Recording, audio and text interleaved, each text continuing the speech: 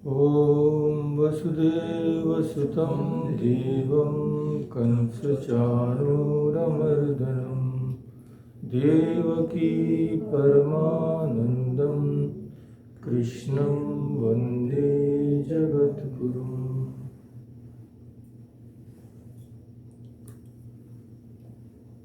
तो महाभारत पर चर्चा की आज दूसरी किस्त है। पहले में हमने थोड़ी भूमिका देखी और आज हम उस महान आत्मा जिसे शायद कोई भी ऐसा हिंदू नहीं हो जो पहचानता नहीं है, जिसने नाम नहीं सुना है, वे हैं गंगापुत्र भीष्म। तो उनके जन्म से लेकर उन्होंने जो प्रतिज्ञा की थी, जिसके कारण उनका नाम भीष्म पड़ा, आज हम लोग थोड़ा उस पर चर्चा करेंगे। तो आप तो जानते हैं कि भीष्म पितामह महाभारत के सबसे महत्वपूर्ण पात्रों में से एक हैं और उनकी कथा भी आप लोग थोड़ा या ज़्यादा जानते ही हैं, पर शायद आप लोगों ने मूल महाभारत में नहीं पढ़ा हो, तो हम थोड़ा सा विस्तृत रूप से चर्चा करेंगे। महाभारत के कुछ मूल श्लोकों को देखेंगे, जिसकी संस्कृत सरल है। उन्हीं श्लोकों को मैं चुना हूँ, पर बहुत अधिक विस्तार भी नहीं करेंगे। महाभारत में बहुत ही कुछ है, तो उतना हमारे लिए आवश्यक नहीं है। तो भीष्म पितामह के जन्म का वृत्तांत, उसकी चर्चा करने से पहले आइए देखते हैं कि उनका महात्म क्या है, वो कितने महान थे। एक महाभारत में घटना है जो मेरे ख्याल से आप लोग जिसके बारे में नहीं जानते। जब भीष्म पितामह शरशैया पर थे, यानी बाणों की शैया पर थे, उस समय एक बार युधिष्ठिर श्री कृष्ण के पास गए कुछ निवेदन करने। तो वे देखे कि श्री कृष्ण ध्यान अवस्था में, गंभीर ध्यान में मग्न हैं और उन्होंने जो भी कहा उसका श्री कृष्ण ने कोई उत्तर नहीं दिया। सुन ही नहीं पा रहे हैं ना, वो तो एकदम ध्यान में है।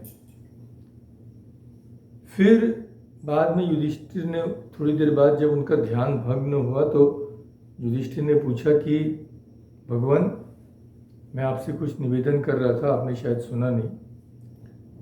तब श्री कृष्ण बताते हैं वो किसके ध्यान में मग्न थे। और हाँ, तो देखिए श्री कृष्ण भगवान क्या कहते हैं भीष्म जी के बारे में। तो बोले, युधिष्ठिर तुम जो बोले मैं सुन नहीं पाया, क्योंकि मैं ध्यान में था। किसके ध्यान में था? अब सुनिए। वासुदेव उवाच, किसके ध्यान में था? शरतल्पगतो भीष्म शाम्यन इव हुताशन माम ध्यायति पुरुष व्याघ्र ततो में तद्गतम मन। शरतल्पगतो यानी बाण शैया पर पड़े हुए पुरुष सिंह भीष्म, जो कैसे हैं? हुताशन, जो इस समय बुझती हुई आग के समान है।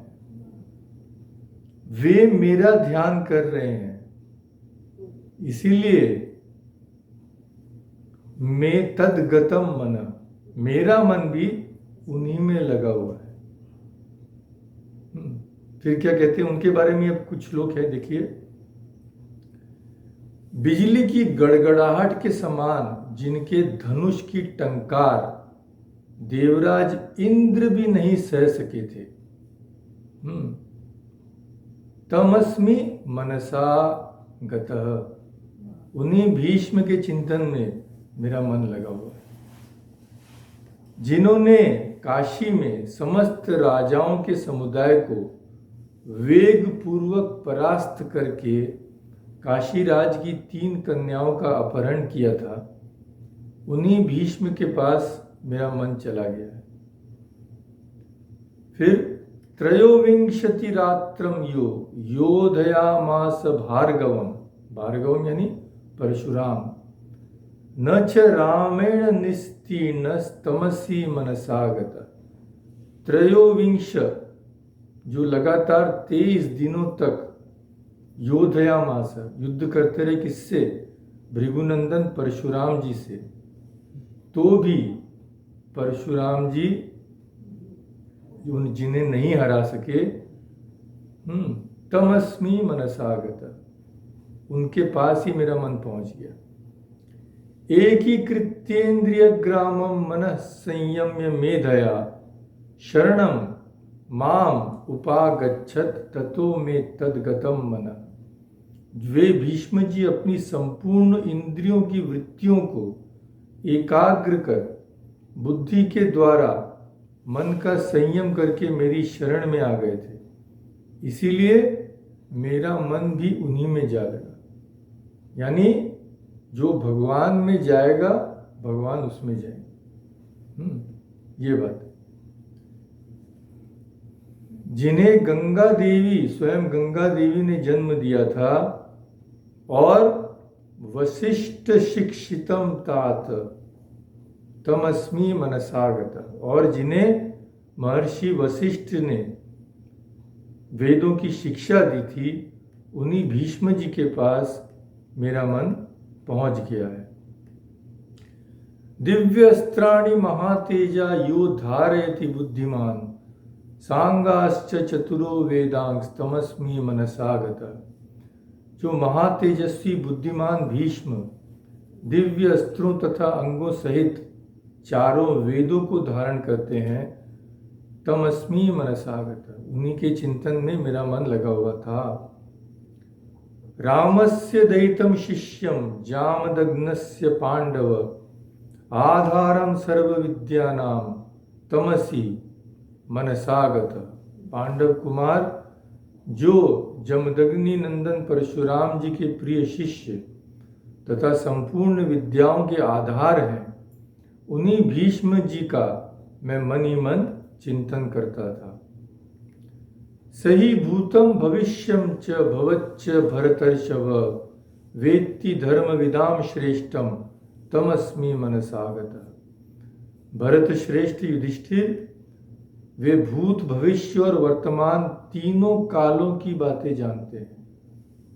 धर्मज्ञों में श्रेष्ठ उन्हीं भीष्म का मैं मनी मन चिंतन करने लगा था। तो चूंकि भीष्म जी की ऐसी महिमा है, इसीलिए महाराज युधिष्ठिर कृष्ण बोलते हैं, आप उन पराक्रमी गंगानंद भीष्म के पास चलकर, अभी वो शरशैया पर लेटे हुए हैं, उनके पास चलकर उनके चरणों में प्रणाम कीजिए और आपके मन में जो भी कुछ संदेह हो किसी भी विषय में, उनसे पूछिएगा, ज्ञान प्राप्त कीजिए। धर्म अर्थ काम और मोक्ष, इन चारों विद्याओं को, होता उद्गाता ब्रह्मा और अध्वर्यु से संबंध रखने वाले यज्ञादि कर्मों को, चारों आश्रमों के धर्मों को तथा संपूर्ण राजधर्मों को, जो भी पूछना है उनसे पूछिए। तो ये जो होता उद्गाता ब्रह्मा और अध्वर्यु हैं, ये चार वेदों से इनका संपर्क है। ये लोग यज्ञ करते हैं, तो हर वेद के जो याज्ञिक हैं, जो यज्ञ करते हैं, उनका अलग नाम है, इसीलिए चार वेद के चार पुरोहित बोल सकते हैं। तो फिर बोलते हैं श्री कृष्ण, कौरव वंश का भार संभालने वाले भीष्म रूपी सूर्य जब अस्त हो जाएंगे, उस समय सब प्रकार के ज्ञानों का प्रकाश नष्ट हो जाएगा। इसीलिए मैं आपसे कहता हूं कि जब तक वे जीवित हैं उनके पास चलिए। तो ये स्वयं और कोई नहीं, स्वयं भगवान श्री कृष्ण कहते हैं। इससे हमें समझ आएगा कि कितने बड़े महात्मा ज्ञानी भीष्म जी थे। तो चलिए कथा में प्रवेश करते हैं। जानते ही हैं आप सब कि भीष्म जी संतान थे राजकुमार शांतनु के, राजा शांतनु के। पर हम उस समय चलते हैं जब राजा शांतनु राजकुमार थे और उनके पिताजी थे, उनके पिताजी का नाम था राजा प्रतीप। तो शांतनु जी बड़े हुए और जब उम्र हो गई तो उन्होंने राज्य संभाला। वे भी बहुत ही पहुँचे हुए राजा थे, यानी खाली राजधर्म में नहीं पर धर्मज्ञ भी थे। तो शांतनु जी के बारे में कहा जाता है, धनुर्वेदे च वेदे च गतिम सह परमाम गतः यौवनम चापि संप्राप्त कुमारो वदतांबर। उन्होंने धनुर्वेद में उत्तम योग्यता प्राप्त करके वेद के अध्ययन में भी ऊंची स्थिति प्राप्त की। तो राजा शांतनु ने राज्यभार संभाला। एक दिन राजाओं में श्रेष्ठ शांतनु गंगा जी के तट पर अकेले विचरण कर रहे थे। तो वहां क्या हुआ, स कदाचिन महाराज ददर्श परमाम स्त्रियम जाज्वल्यमानाम वपुषा साक्षात श्रियम इव परा। साक्षात श्री यानी साक्षात लक्ष्मी जैसी तेजस्वी एक नारी को देखा, जिसे लक्ष्मी जी आ गई। राजा शांतनु उन्हें देखकर आश्चर्यचकित हो गए और मधुर वाणी में उनसे कहा, आप देवी हैं, दानवी हैं, गंधर्वी हैं, अप्सरा हैं, नाग कन्या हैं या मानवी हैं, कुछ भी क्यों न हो, मैं तुमसे याचना करता हूं कि तुम मुझसे विवाह कर लो। शांतनु जी ने यह प्रस्ताव रखा और उस दिव्य युवती ने स्वीकार भी कर लिया। गंगा जी ने कहा, वे गंगा थी, भूपाल मैं आपकी महारानी बनूंगी एवं आपके अधीन रहूंगी, पर मेरी एक शर्त है। क्या शर्त है? यत् तु कुर्याम अहम राजन शुभम वा यदि वा अशुभम न तद वारयितव्यास्मि न वक्तव्या तथा अप्रियम। तो शुभम व अशुभम, मैं शुभ या अशुभ जो भी करूं मुझे अब रोकिएगा नहीं, और न वक्तव्य अप्रियम, मुझे कभी अप्रिय वचन मत कहिएगा। एवं ही वर्तमाने हम त्वयि वत्स्यामि पार्थिव वारिता विप्रियम चोक्ता त्यजेयम त्वाम असंशय। ऐसा बर्ताव करने पर मैं आपके समीप रहूंगी, पर अप्रियम कुछ बोले, त्यजेयम मैं तुम्हें छोड़ दूंगी, त्वाम त्यजेयम असंशयम इसमें कोई संशय नहीं, ये याद रखना। तो दिव्य रूपा ही सा देवी गंगा त्रिपथगामिनी मानुषम विग्रहम कृत्वा श्रीमंतम वरवर्णिनी। हम सभी जानते हैं कि वो दिव्य युवती और कोई नहीं थी, स्वयं माँ गंगा थी। तो गंगा को त्रिपथगामिनी भी बोलते हैं। क्यों? क्योंकि वे तीनों लोकों में, पृथ्वी में, स्वर्ग में और पाताल में, तीनों लोकों में बहती हैं। तो मानुषम विग्रहम, वे मनुष्य का रूप धरकर आई थी। क्यों आई थी हम लोग देखेंगे। अब शांतनु का और गंगा जी का विवाह हो गया, एक के बाद एक उनके 8 तेजस्वी पुत्र हुए। पर बहुत बड़ा आश्चर्य जो हम जानते ही हैं। जैसे ही किसी पुत्र का जन्म होता, जातम जातम च सा पुत्रम क्षिपति अंबसी भारत प्रीणाम्यहम त्वाम इत्युक्त्वा गंगा स्रोतस्य मज्जयत। जातम जातम, जैसे ही पुत्र जन्मा क्या करती थी? क्षिपति यानी फेंक देती थी। कहाँ? गंगा जी के जल में, उन्हें मार डालती थी। और अजीब बात कहती थी उनसे, जब गंगा में देती थी तो बोलती थी मैं तुम्हें प्रसन्न कर रही हूं। अरे तुम तो उसको मार रही हो, तो प्रसन्न कैसे कर रही हो? ऐसा कहकर मैं तुम्हें प्रसन्न कर रही हूं, कर ऐसा कहकर गंगा जी प्रत्येक बालक को अपनी ही धारा में डुबो देती थी। अब पहला पुत्र, दूसरा, तीसरा, चौथा, पांचवा, छठा, सातवां, 7 पुत्र। शांतनु को हर बार उन्हें रोकने की इच्छा होती थी, पर उन्हें याद आ जाता था कि अगर मैंने कुछ कहा, रोका टोका तो छोड़ के चली जाएगी मुझे। तो 7 पुत्रों तक तो वो चुप रहे। पर क्या कहते? तस्य तन्न प्रियम राज्ञ शांतनुरभवत् तदा न च ताम किंचन उवाच त्यागात् भीतो महीपति। भीत, उन्हें डर था कि मैं कुछ भी बोल दिया मुझे छोड़कर चली जाएगी। पर जब 8वां पुत्र हुआ, तब गंगा जी हंसते हंसते उसे ले जा रही हैं। शांतनु को पता ही था कहाँ ले जा रही हैं।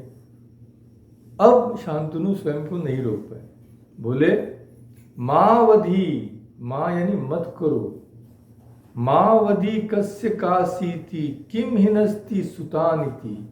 सुत यानी पुत्र, पुत्रघ्नी, पुत्र को मारने वाली हो तुम। पुत्रग्नि सुमहत पापम, इतना भयंकर पाप। संप्राप्तम ते सुगरहितम, बोले इसको तो छोड़ दे, इस बालक का वध न कर। कस्य कासीति किम हिनत्सी, तू किसकी कन्या है, कौन है, क्यों अपने बेटे को मार रही है, ये भयंकर पाप क्यों कर रही है, पुत्र की हत्या का पाप। बस जैसे ही उसने कहा, गंगा जी ने उत्तर दिया। पहले तो शांतनु को पता ही नहीं था वो कौन है, वे तो सोचते थे कोई नारी है। पर फिर गंगा जी ने कहा पुत्र काम न ते हन्मी पुत्रम पुत्रवताम वर जीर्णस्तु मम वासोयम यथा स समय कृत। वह नरेश, तुम श्रेष्ठ राजा हो, मैं तुम्हारे इस पुत्र को नहीं मारूंगी, पर अब मेरे यहाँ रहने का समय समाप्त हो चुका है। जैसे मैंने तुम्हें पहले कह दिया था। मैं कौन हूं तुमसे, तुमने पूछा था, सुनो। अहम गंगा जन्हु सुता महर्षि गण सेविता देव कार्यार्थ सिद्ध्यार्थम उषिताहम त्वया सह। मैं क्यों आई थी तुम्हारे पास? गंगा होकर भी मैं एक मनुष्य के पास क्यों रहने आई थी? देव कार्य सिद्ध्यर्थम, देवताओं का कार्य सिद्ध करने के लिए वह कार्य हो गया।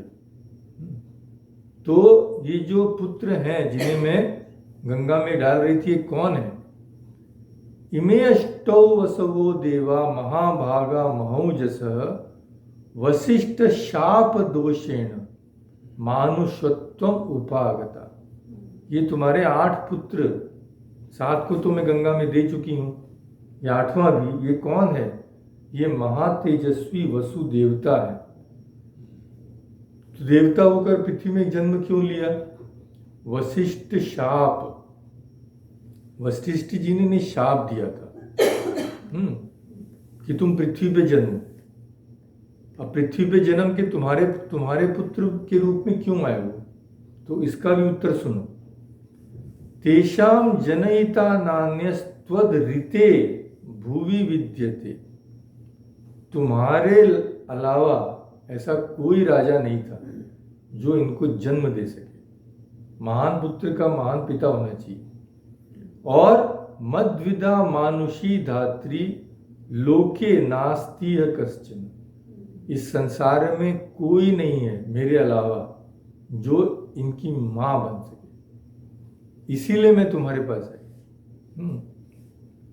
तस्मात् तत् जननी हेतोर मानुषत्वम उपागता, इनको इनकी जननी बनने के लिए ही मैंने मनुष्य शरीर धारण किया। और मैंने क्यों किया?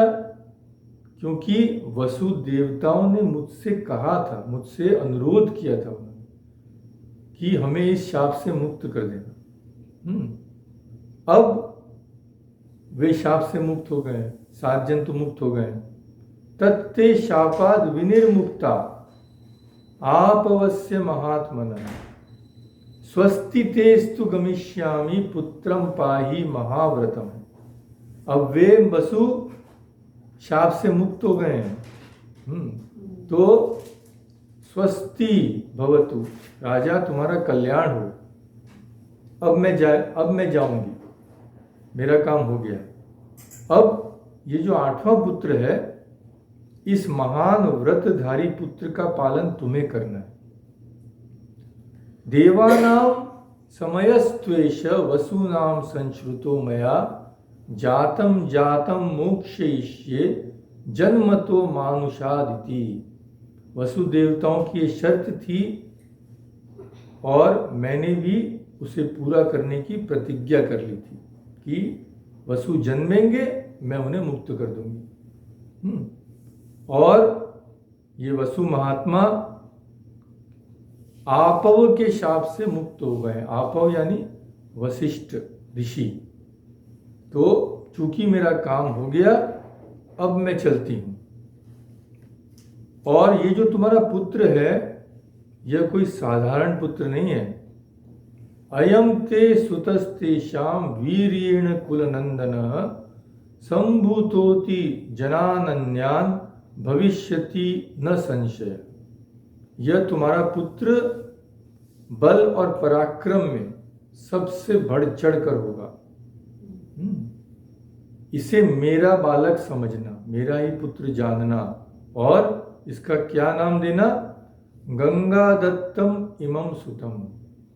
इसका नाम रखना गंगादत्त। तो ये गंगा जी ने कहा। अब शांतनु के मन में प्रश्न आया कि वसु ने ऐसा क्या किया था, उन्हें ऐसा शाप क्यों मिला? तो उन्होंने पूछा, यस्याभिशापात् ते सर्वे मानुषीम योनिमागता। कौन सा ऐसा कर्म, दुष्कर्म किया था जिन्हों वशिष्ठ जी ने शाप दिया? तो बोले ये कौन है? तो गंगा जी ने कहा, पूर्व काल में ये इन वसुओं ने एक अपराध किया था। क्या अपराध किया था? अब भी बताते हैं। एक बार गिरिराज मेरु के पार्श्व भाग में, जहां वशिष्ठ जी का पवित्र आश्रम है, जो मृग और पक्षियों से भरा रहता है, जो सभी ऋतुओं में विकसित होने वाले फूलों से शोभा पाता है, जिस वन में स्वादिष्ट फल, मूल, जल की सुविधा है, उस वन में वशिष्ठ जी का आश्रम था, जहां वे रहकर तपस्या करते थे। और उनके पास एक गाय थी, कामधेनु गाय। वह दिव्य गाय थी।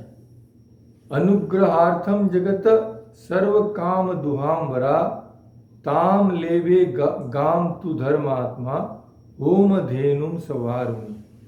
वह गाय संपूर्ण जगत पर अनुग्रह करने के लिए प्रकट हुई थी और समस्त कामनाओं को देने वाली श्रेष्ठ गाय थी। तो वशिष्ठ जी उसे याग यज्ञ इत्यादि में जो भी सामग्री लगी, दूध दही इत्यादि लाने में, पाने में, उसका उपयोग करते थे। अब ऋषि का आश्रम था, कोई किसी से कोई डर नहीं था, तो वह गाय मुनियों द्वारा सेवित उस पवित्र और रमणीय तपोवन में रहती हुई सब ओर से निर्भय होकर विचरण करती थी। एक दिन क्या हुआ, ये वसु जो स्वर्ग में रहते थे, ये पधारे पृथ्वीलोक पर। अथ तद वनम आ जगमु, जगमु वनम मीन्स वन, आ जगमु आ गए, कदाचित भरत ऋषभ। तो वसु लोग आ गए, 8 वसु विचरण करने आ गए अपनी पत्नियों के साथ। अब उन वसुओं में से एक की पत्नी ने उस वन में कामधेनु गाय को देखा। नंदिनीम नाम राजेंद्र सर्व काम धुगुत्तमाम, उस गाय का नाम नंदिनी भी था। स विस्मय समाविष्टा, उसे देखकर वो आश्चर्यचकित हो गई। वसु की, द्यौ वसु की पत्नी, उस वसु का नाम था द्यौ। शील द्रविण संपदा, वह गाय संपूर्ण कामनाओं को देने वालों में उत्तम नंदिनी नाम वाली उस गाय को देखकर उसकी शील संपत्ति से वह वसु पत्नी आश्चर्यचकित हो उठी। बस आश्चर्यचकित हो उठी माने समझ ही लीजिए, उसको वो चाहिए, किसी भी कीमत पर चाहिए। तो अपने पति से उसने कहा, देव से कहा, मुझे तो एक गाय चाहिए। अब देव बेचारा क्या करे, सबकी तो हालत एक ही है। तो देव नामक वसु ने अपनी भाइयों की सहायता से उस गौ का अपहरण कर लिया। और कुछ समय बाद हमारे वशिष्ठ जी आए आश्रम में, अपना फल मूल लेके आश्रम में आए, परंतु वहां उन्होंने देखा उनकी कामधेनु कहीं नहीं दिख रही है। तब तपोधन वशिष्ठ जी उस वन में गाय की खोज करने लगे, परंतु खोजने पर भी उन्होंने कहीं नहीं देखा। कैसे देखते, उसे तो ले गया था। तब वो तो ऋषि थे, महान ऋषि, उन्होंने दिव्य दृष्टि का प्रयोग किया।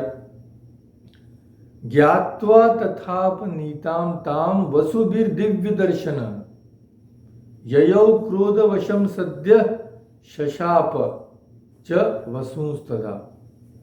पहले तो उन्होंने दिव्य दृष्टि लगाई कि कहाँ है मेरी गाय। वे जान गए वसु ने उसका अपहरण किया है। ययौ क्रोध वशम, क्रोध के वश होकर उन्हें क्या किया, शशाप च वसुस्तदा, तदा उन्होंने वसु को शाप दिया, सब वसुओं को। वसुओं ने मेरी कामधेनु गाय का अपहरण किया है, इसलिए वे सब के सब इस पृथ्वी लोक में मनुष्य होकर जन्म लेंगे। अभी तक तो देवता हैं, स्वर्ग में आनंद कर रहे हैं, बहुत हो गया आनंद। अब आओ, या मलेरिया, टाइफाइड, पेट दर्द, हाँ ये सब अब सहन करो। यह शाप है मेरा, इसमें कोई संशय नहीं है, उन्हें आना ही पड़ेगा। एवं शशाप भगवान वसुं स्थान भरतर्षभ वशम क्रोधस्य संप्राप्त आपवो मुनिसत्तमः। तो शाप तो दे दिया और वसुओं को पता भी चल गया कि हमारा तो सर्वनाश हो गया है। तो आए सब के सब वसु और महर्षि को प्रसन्न करने की चेष्टा करने लगी, भाई हमें मुक्त कर दीजिए आप। तो महामुनि वशिष्ठ थे, उनके हृदय में भी थोड़ा करुणा का उद्रेक हुआ। तो बोले ठीक है, मैंने तो 8 को दे दिया शाप, चोरी तो एक ने की थी, तो तुम लोग तो एक एक करके जन्म होते ही शाप से मुक्त हो जाओगे, किंतु अयम तु यत् कृते यूयम मया शप्ता से वत्स्यति द्यौस्तदा मानुषे लोके दीर्घ कालम स्वकर्मण। सो द्यौ दीर्घ कालम मानुष्य लोके वत्सति। क्योंकि ये द्यौ ही है जो इसके मूल में है, इसीलिए इसे छुट्टी नहीं मिलेगी। इसे दीर्घ काल तक इस मनुष्य लोक में रहना पड़ेगा, दुख सहना पड़ेगा। ऐसा कहकर महर्षि वशिष्ठ वहां से चल दिए। तब वे सब वसु एकत्र होकर मेरे पास आए। ये गंगा जी बता रही है ना, सबके सब गंगा जी के पास आए। आके क्या कहा? याचना की। क्या याचना की? जातान जातान प्रक्षिपस्मान स्वयं गंगे त्वम अंबसी। बोले जैसे ही हमारा जन्म हो, हमें तो वशिष्ठ जी ने बोल दिया है, बस गर्भवासी है हमारा दुख, आप हमें अपने जल में डाल दीजिए, हम मुक्त हो जाएंगे, वापस देवलोक चले जाएंगे। तो मैंने वही किया, गंगा जी कह रही हैं। एवं तेषाम अहम सम्यक शप्ता नाम राजसत्तम मोक्षार्थम मानुषाद लोकात यथावत कृतवत्यहम। तो राजा, आपने जो सोचा कि मैं उन्हें मार रही हूं, मैं उनका वध कर रही हूं, नहीं, मैं तो उन शापग्रस्त वसुओं को इस मनुष्य लोक से मुक्त कर रही थी। एकमात्र एक ही बचा था, ये द्यौ। तो द्यौ राजन मानुषे लोके चिरम वत्स्यति भारत। इसे मुक्ति अभी नहीं मिलेगी, ये दीर्घ काल तक मनुष्य लोक में निवास करेगा, पर यह असाधारण होगा। ये कोई साधारण मनुष्य जैसा नहीं होगा। परम ज्ञानी, परम पराक्रमी, ये दो नामों से विख्यात होगा। क्या? पहला तो बोल ही दिए, देव गंगा दत्त, यानी गंगा द्वारा दिया हुआ। दूसरा है देवव्रत। इन दो नामों से विख्यात होगा, और ये गुणों में आपसे भी बढ़कर निकलेगा।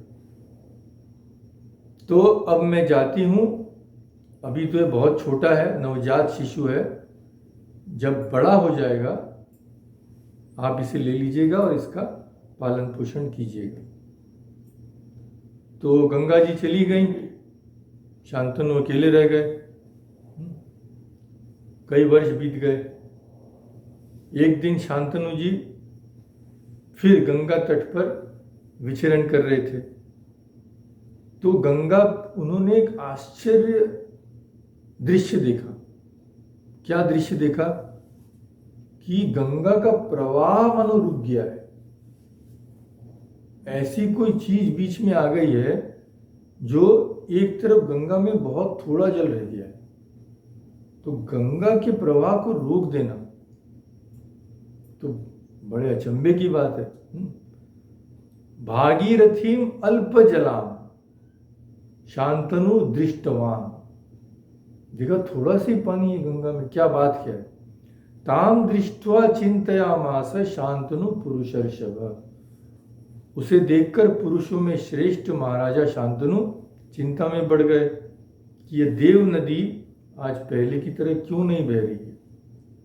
तदनंतर उन महात्मा नरेश ने इसके कारण का पता लगाते हुए जब आगे बढ़कर देखा तो उन्हें एक परम सुंदर मनोहर युवक दिखा, इंद्र के समान तेजस्वी, जो अपने दिव्य अस्त्रों का अभ्यास कर रहा था और अपने तीखे बाणों से उसने समूची गंगा की धारा को रोक दिया था, जो मनुष्य के सामर्थ्य में नहीं है।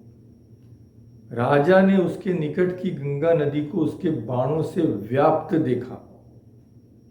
ताम शरैर अचिताम दृष्ट्वा नदीम गंगाम तदंतिके अभवत विस्मितो राजा दृष्ट्वा कर्म अतिमानुषम।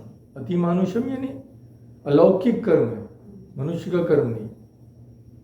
अब शांतनु ने तो पुत्र को देखा था जब वो नवजात शिशु था, तो वो कैसे पहचानते?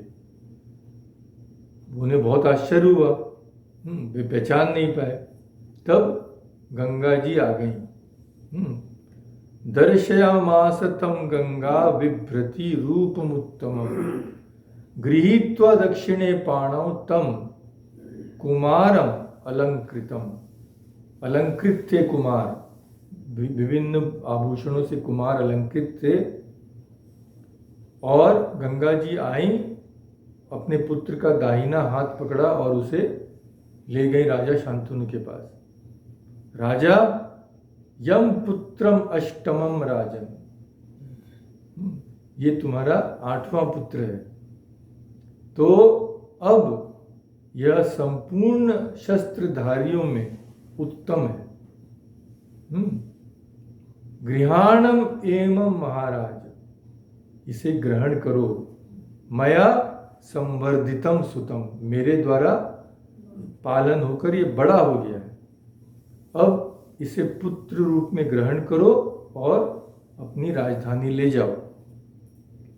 आपका यह बलवान पुत्र महर्षि व्यास से 6 अंगों सहित, वेद के 6 अंग हैं, व्याकरण, कल्प, ज्योतिष, निरुक्त, छंद और व्याकरण, कल्प, ज्योतिष, छंद और एक और है, तो 6 अंग हैं। तो 6 अंगों के साथ इसने वेद का अध्ययन किया है। उतना ही नहीं, यह अस्त्र विद्या का भी पंडित है, महान धनुर्धर है और युद्ध में देवराज इंद्र के समान पराक्रमी। तो इसे आप घर ले जाइए। इसने वशिष्ठ जी से वेद की शिक्षा प्राप्त की है और प्रतापी महर्षि जमदग्नि नंदन परशुराम जी से अस्त्र विद्या प्राप्त की। जो संसार में दोनों श्रेष्ठ हैं अपने अपने इसमें। ऐसा कहकर महाभागा गंगा देवी अंतर्ध्यान हो गई। गंगा जी से इस प्रकार आज्ञा प्राप्त करने पर महाराज शांतनु सूर्य के समान प्रकाशित होने वाले अपने पुत्र को राजधानी ले आए। तदनंतर उन्होंने अपने इस गुणवान पुत्र को राजकाज में सहयोग करने के लिए युवराज के पद पर उसका अभिषेक कर दिया।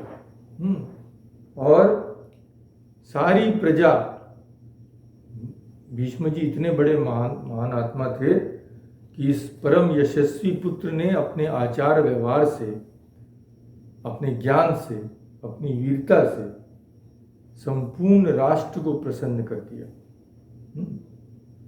4 वर्ष बीत गए।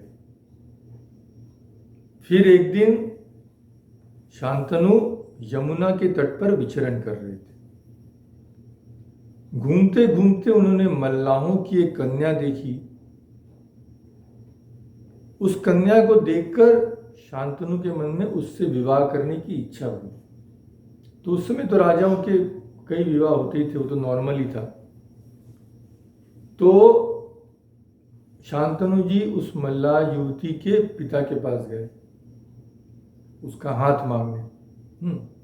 निषाद राज, उसके पिता को निषाद राज नाम दिया गया है। सो स गत्वा पितरम तस्या वरयामास ताम तथा। गए। अब निषाद राज ने पूरी दुनिया देखी थी, तो उसने कहा, राजन बहुत ही अच्छी बात है, आप जैसा राजा अगर मेरी पुत्री का हाथ मांग रहा है तो इससे बड़ी बात क्या हो सकती है। जात मात्रैव में देया वराय वरवर्णिनी हृदि कामस्तु में कश्चित तम निबोध जनेश्वर। जब से इसका जन्म हुआ है मेरे मन में अभिलाषा रहेगी, किसी भी पिता की अभिलाषा रहेगी कि श्रेष्ठ वर के साथ मेरी कन्या का विवाह हो, और आपसे श्रेष्ठ कौन मिलेगा। किंतु मेरी बात भी आप सुन लीजिए। यदि माम धर्म पत्नी त्वं मत्त प्रार्थय से अनघ सत्यवागसि सत्येन समयम कुरु में ततः। अगर आपको उससे विवाह करना है, मेरे सामने प्रतिज्ञा कीजिए। आप सत्यवादी हैं, आप प्रतिज्ञा करेंगे, मुझे कोई संशय नहीं होगा। उसके बाद आपका वचन ही मेरे लिए बहुत है। क्या प्रतिज्ञा कीजिए? अब कहते हैं, शांतनु ने कहा, प्रतिज्ञा करने को कह रहे हो, पर मैं पहले तो सुनूंगा। तुम क्या मांग लोगे, क्या ठीक है? मैं सुनूंगा, मुझे ठीक लगे तभी मैं राजी होऊंगा, नहीं तो नहीं। तो तुम पहले मुझे बताओ, बिना सुने मैं प्रतिज्ञा नहीं करूंगा। तो निषाद ने कहा, ठीक है, मैं क्या चाहता हूं सुन लीजिए। अस्याम जायेत यह पुत्र स राजा पृथ्वीपते। मेरी लड़की का जो पुत्र होगा वही आपके राज्य का राजा होगा। निषाद जानता था कि गंगानंदन भीष्म है, पर फिर भी उसने ये बात कही कि राजा वही होगा जो मेरी पुत्री का पुत्र होगा, न अन्य कश्चन, और कोई नहीं। ये कैसे बोल सकते थे शांतनु? असंभव। ना कामयत तम दातुम वरम शांतनु, न कामयत, उनकी इच्छा नहीं हुई। ये वर मैं कैसे दे सकता हूं? मैं अपने भीष्म से राज्य कैसे छीन सकता हूं? वे ना करके राज्य लौट गए, पर वे उस निषाद कन्या को अपने मन से निकाल नहीं पा रहे थे। तो क्या हुआ? स चिंतयनेव तदा दाश कन्या महीपति। उनका चित्त चंचल हो गया। तो जब चित्त चंचल हो जाता है तो आदमी को देख के समझ आता है भाई ये विक्षिप्त चित्त है। और उनके पुत्र थे स्वयं भीष्म देवव्रत। तो भीष्म को भी समझने में देर नहीं लगी कि कुछ असामान्य घटना तो हुई है। तो एक दिन क्या हुआ? कदाचित शोचंतम शांतम ध्यान अवस्थितम, सोच रहे थे, कुछ चिंतामग्न थे। पुत्रो देवव्रतो अभ्येत्य पितरम वाक्यम अब्रवीत। अब्रवीत यानी कहा। क्या किसने कहा? उनके पुत्र देवव्रत ने, पिताजी सर्वतो भवत क्षेमम, सब तरफ शांति है, आपके राज्य में पूर्ण शांति है। विधेया सर्व पार्थिवा, भूमंडल के सभी नरेश आपके अधीन हैं, आप चक्रवर्ती सम्राट हैं। तत तत् किमर्थम यह भीक्षणम परिशोचसी दुखितः। किमर्थम, किस कारण से, परिशोचसी, क्यों चिंता मग्न है आप? सब कुछ ठीक तरह से चल रहा है, आप चिंता मग्न क्यों है, ये मुझे बताइए। तो अब शांतनु खुलकर नहीं बोल पाए। तो उन्होंने घुमा फिरा कर उत्तर दिया। क्या कहा? हाँ बेटा, चिंता में तो हूं। असंशयम ध्यान परो यथा वत्स। हे वत्स, मैं ध्यान परो माने चिंता में हूं। क्यों? तथा श्रृणु, श्रृणु, श्रृणु माने सुनो। क्यों? क्या कारण बताए? अपत्यम न त्वम एव एक। अपत्य यानी पुत्र, एकम एव, तुम मेरे एक ही पुत्र हो। स्कूल का पूरा भार तुम्हारे ऊपर है। तो बेटा, अनित्यताम च लोकानाम अनुशोचामि पुत्र का। अब यह संसार अनित्य है, ये कौन कब तक रहेगा, कौन जाएगा, कोई नहीं जानता। तो इस अनित्यता को लेकर मैं निरंतर शोक मग्न एवं चिंतित रहता हूं, क्योंकि तुम मेरे एक ही पुत्र हो। पर कथंचित तव गांगेयम विपत्तौ नास्ति न कुलम। अगर तुम्हारे ऊपर कोई विपत्ति आ गई तो हमारा वंश समाप्त हो जाएगा। ये सोचकर मैं चिंता में हूँ। मैं पुनः व्यर्थ विवाह नहीं करना चाहता वापिस, परंतु मुझे ये भी चिंता है कि अगर तुम्हें कुछ हो गया तो हमारी वंश परंपरा का लोप न हो जाए। इसीलिए मैं इस संदेह में पड़ा हूं कि अगर तुम्हें कोई हानि पहुंचा दे तब हमारे राज्य का क्या, यह मेरे दुख का कारण। अब देवव्रत तो देवव्रत ही थे। वे समझ गए कि पिताजी खुल के नहीं बोल रहे, क्या बात। तो उन्होंने क्या किया, देवव्रतो महाबुद्धि प्रज्ञया च अनुचिंतयन्। महाप्रज्ञा बुद्धिमान थे देवव्रत। उन्होंने विचार किया महाराज के उस उत्तर पर। विचार करके उन्हें लगा नहीं, पूरी बात ही नहीं, कुछ और भी है। तदनंतर वे उसी समय तुरंत अपने पिता के हितैषी बूढ़े मंत्री के पास गए। वे जानते थे मंत्री जी को सब पता होगा, और पिता के शोक का वास्तविक कारण क्या है इस विषय में उन्होंने पूछताछ की। तो वृद्ध मंत्री ने बताया सब खोल के, भाई ये बात है,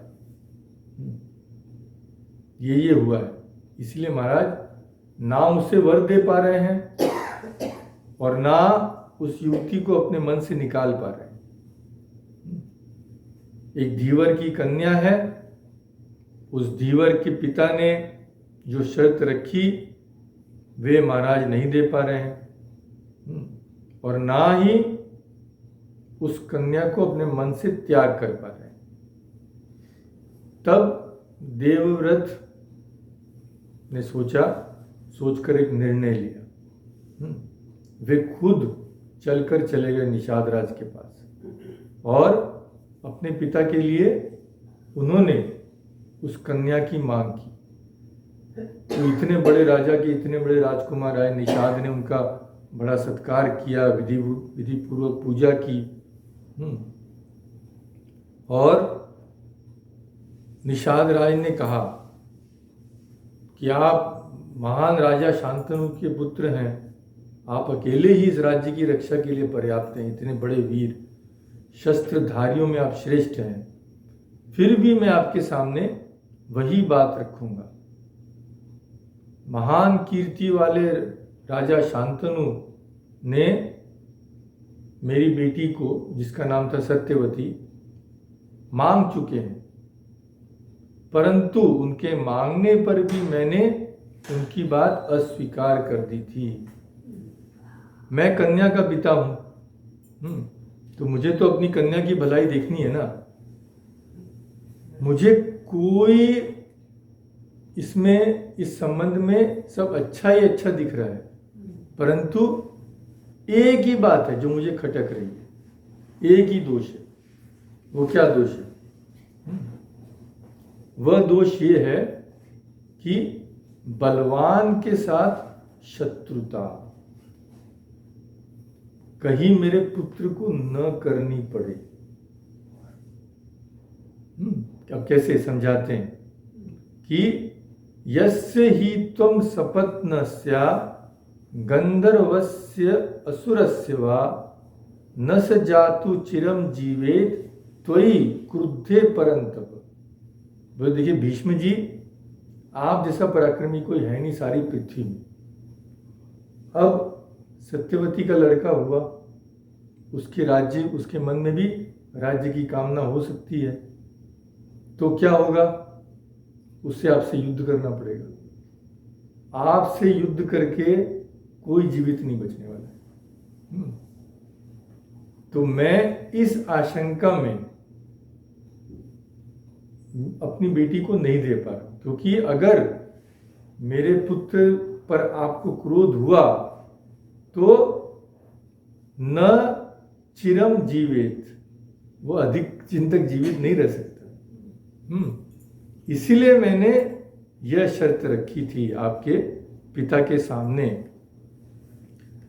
तो निषाद राज ने जैसे कहा निषाद राज के ऐसा कहने पर गंगानंदन देवव्रत ने पिता के मनोरथ को पूर्ण करने के लिए और भी देवव्रत के साथ और भी राजा गए थे, तो सब राजाओं के सुनते सुनते यह उत्तर दिया। उसने सोचा भी नहीं, भीष्म पितामह ने इसके बारे में सोचा ही नहीं, सीधा उत्तर दे दिया। क्या? इदम में व्रतम आदत स्व सत्यम सत्यवतांबर। हे निषादराज, मेरी यह सच्ची प्रतिज्ञा सुनो। क्या? एवं एतत् करिष्यामि यथा त्वम अनुभाषसे। तुम जो तुमने कहा मैं वही करूंगा। क्या? मैं तुम्हें वचन देता हूं। योऽस्यां जनिष्यते पुत्र सह राजा भविष्यति। मेरी बात कट नहीं सकती कभी। जो सत्यवती का पुत्र होगा वही राजा होगा, मैं राजा नहीं बनूंगा। तो निषाद राज ने सुन तो लिया। इत्युक्त पुनरेवाथ तम दाश प्रत्यभाषत। फिर उसने कहा कि इस विषय में आपने जो कह दिया, जो कहना है, अब मेरी बात भी सुन लीजिए। आपने जो ये त्याग किया है राज्य का, ये कम नहीं है। यत् त्वया सत्यवत्यर्थे सत्य धर्म परायण राजमध्ये प्रतिज्ञातम अनुरूपम तवैव तत् तव एव अनुरूपम। ये तो आपके ही योग्य है। आपने जो बिना सोचे समझे, माने सोचते समय बिना विचार किए, आपने सोचा भी नहीं कि ये मुझे त्याग करना पड़ेगा, आपने इस राज्य का त्याग कर दिया एक वाक्य में, तो आप ही ऐसा कर सकते थे कि आप बहुत, ये तो हम जानते हैं कि आप सत्य धर्मा है। पर मुझे पूरा विश्वास है आपकी प्रतिज्ञा पर। आपने जो कहा है वह आप करेंगे, इसमें कोई संशय नहीं है। किंतु तव अपत्यम भवेत यत्, आपका जो पुत्र होगा उसके बारे में तो आप मुझे कोई प्रतिज्ञा कर नहीं सकते। वह इस प्रतिज्ञा पे दृढ़ न भी रह सकता है कि नहीं? आप राज्य त्याग कर दिए, पर वह आपके लिए लड़ सकता है मेरे पुत्र से, तब क्या होगा? तो निषाद राज के इस अभिप्राय को समझकर सत्य धर्म में तत्पर रहने वाले कुमार देवव्रत ने उस समय पिता का प्रिय करने की इच्छा से यह भीषण प्रतिज्ञा की। क्या की?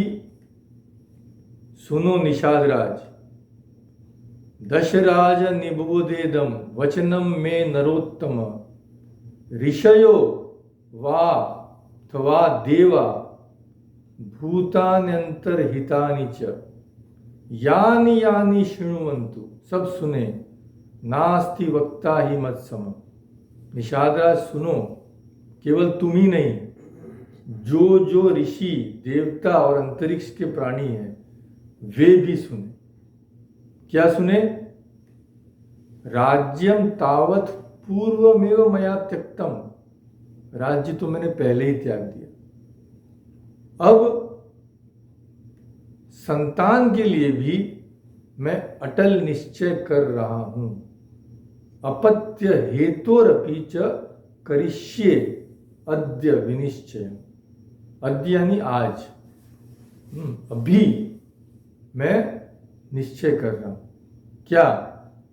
अद्य प्रवृत्ति, आज से, अद्य प्रवृत्ति में दाश ब्रह्मचर्यम भविष्यति अपुत्रस्य अपि मे लोका भविष्यन्ति अक्षयादि।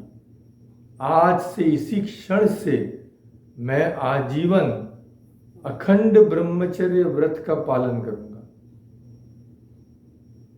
तो मेरे पुत्र कभी होगा ही नहीं। न ही जन्म प्रवृत्युक्तम मम किंचिद आह अनृतम। अनृतम, ऋतम माने सत्य, अनृतम यानी झूठ। तो बोलते हैं क्या, जन्म से, जन्म प्रवृत्त्युक्तम, जन्म से आज तक मैं किंचित कुछ भी अनृतम नहीं बोला। मैंने आज तक कभी किसी बात में झूठ कहा ही नहीं। इसीलिए मैं आज प्रतिज्ञा करता हूं कि जब तक मेरे शरीर में प्राण रहेंगे तब तक मैं संतान उत्पन्न नहीं करूंगा। अब तुम अपनी कन्या को मेरे पिता को दान कर दो। जैसे ही भीष्म ने यह भयंकर प्रतिज्ञा की, क्या हुआ, ततो अंतरिक्षे अप्सरसो देवा सरषि गणास्तदा अभ्यवर्षंत कुसुम। अंतरिक्ष में अप्सरा, देवता, ऋषिगण फूलों की वर्षा करने लगे। बोले यह भयंकर प्रतिज्ञा करने वाला कौन है, यह भीष्म है। अब से भीष्म नाम से इसकी ख्याति होगी। तब से हमारे गंगानंदन देवव्रत भीष्म के नाम से जाने जाते हैं। फिर क्या हुआ, कथा का अंत कर रहे हैं आज। ततः स पितुरर्थाय तामुवाच यशस्विनीं अधिरोह रथम मातर गच्छाव स्वगृहानिति। हे माता, सत्यवती से कहा, हे माता इस रथ पर बैठिए और गच्छाव स्वगृहान, आपका जो घर है, आपका जो घर होने वाला है वहां चलिए। तो ये है भीष्म जी के भीषण प्रतिज्ञा की कथा। और अंत में खाली फिर पुनः मैं उनकी महानता के बारे में हमने कुछ देखा, श्री कृष्ण ने क्या कहा। एक श्लोक, दो श्लोक में उद्धृत करना चाहूंगा। श्री कृष्ण ही कहते हैं युधिष्ठिर से, क्या, भीष्म जी के लिए क्या कहते हैं, सत्ये तपसी दाने च यज्ञाधिकरणे तथा धनुर्वेदे च वेदे च नित्याम चैव अनुरक्षणे। सत्य तपसी दाने, सत्य, तप, दान, यज्ञ के अनुष्ठान में, वेद, धनुर्वेद तथा नीति शास्त्र के ज्ञान में, प्रजा के पालन में, और किसमें, अनृशसम शुचिम। नृशंस कौन होता है, नृशंस कौन होता है, जो क्रूर होता है। ये अनृशंस है, दयालु हैं। अनृशंस शुचिम दांतम सर्वभूत हिते रता महारथम त्वत्सदृशम न कश्चिद अनुशुश्रुमा। तो सत्य, तप, दान, यज्ञ के अनुष्ठान, वेद, धनुर्वेद, नीति शास्त्र तो बोल दिया। प्रजा के पालन में, कोमल बर्ताव में, बाहर भीतर की शुद्धि में, मन और इंद्रियों के संयम में तथा संपूर्ण प्राणियों के हित साधन में भीष्म जैसा दूसरा महारथी नहीं हुआ। ये श्री कृष्ण स्वयं बोल रहे हैं। तो ये है हमारे भीष्म जी की महिमा, और यह है हमारे शास्त्रों की महिमा, जो इतना उच्च आदर्श हमारे सामने निरंतर रखते हैं। तो ये, इससे आदमी बहुत सीखता है। यानी ये सब जो वैल्यूज़ हैं, ये हम सीखते हैं कि किस तरह से, किस चीज़ से व्यक्ति महान बनता है, यह बात।